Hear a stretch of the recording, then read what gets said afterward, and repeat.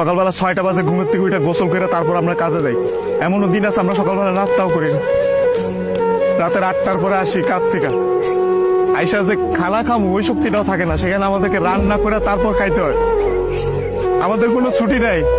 একদিন আমরা ছুটি পাই, ওই দিন আমরা ঘর গুছাইতে, কাপড় ধুইতে, এটা সেটা করতে করতে চলে যায়। কাপড় ধোয়ার জন্য যে মানুষ রাখবো, মানুষ রাখলে তো টাকা যাবে, বেতন দিতে হবে ওদের। ওই টাকাটা বাসায় আপনাদেরকে পাঠাই, তারপর ওইটা দিয়ে আপনারা ফুটানি বানান। এই যে ইস্ত্রি করা, এই যে ভাজ আলা কাপড় বেড়া ঘুরেন। আর এই যে কাপড়, আমরা কাপড় পরতে পারি না ওইখানে। এই যে এখানে দেখেন না ভালো ভালো কাপড় পরে ঘুরতেছি, এটা খালি আব্বা আম্মা আত্মীয় স্বজন দেখে ভাবে যে পোলা অনেক সুখে আছে। ওখানে তো জামা কাপড় পরার টাইমই পাই না আমরা। কখন জামা কাপড় পরবো? সারাদিন তো ইউনিফর্ম পরেই থাকা লাগে।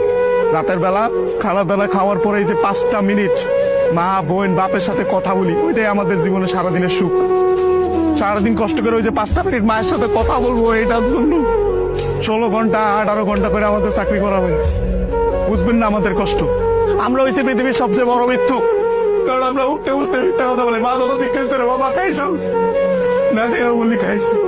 কি বলবো, মারা তো বলতে পারবো না। মা যখন জিজ্ঞেস করে কেমন আছিস বাবা, বলি ভালো আছি। অসুখ হইলে ডাক্তার দেখাই না, ডাক্তাররা অনেক টাকা দেওয়া লাগবে। মা জিজ্ঞেস করে বাবা ডাক্তার দেখাইছিস, ওষুধ খাইছিস, বলি যে খাইছি। কিছু বলার নাই তো, মিথ্যা বলো ছাড়া কোনো উপায় নেই। আমাদের মতন মৃত্যু কার কেউ নেই। আমাদের কোনো ঈদ নাই ভাই, ঈদ করেন আপনারা। আমরা সেবাই পোলাও পরবা খাইতে পারি না। সকালবেলা উইটার নামাজ পড়তে গিয়ে আইসা বন্ধুরা একজন আরেকজনের জড়ায় ধরে কান দিই। আর মা বাপ নাই, কি ঈদ করবো? ঈদ তো করেন আপনারা।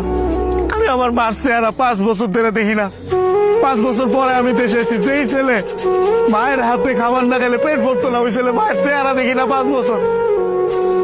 ঈদের সময় জিজ্ঞেস করে বাবা কাপড় সময় কিনছিস, বলে কিনছি, কিন্তু কিনি না। 5 বছর ধরে 1 বছরের পরে ঈদ করতেছে।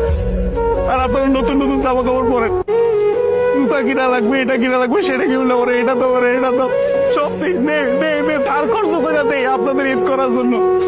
খুব ইচ্ছা করে ঈদের মধ্যে চলে আসে, কিন্তু ছুটি পাই।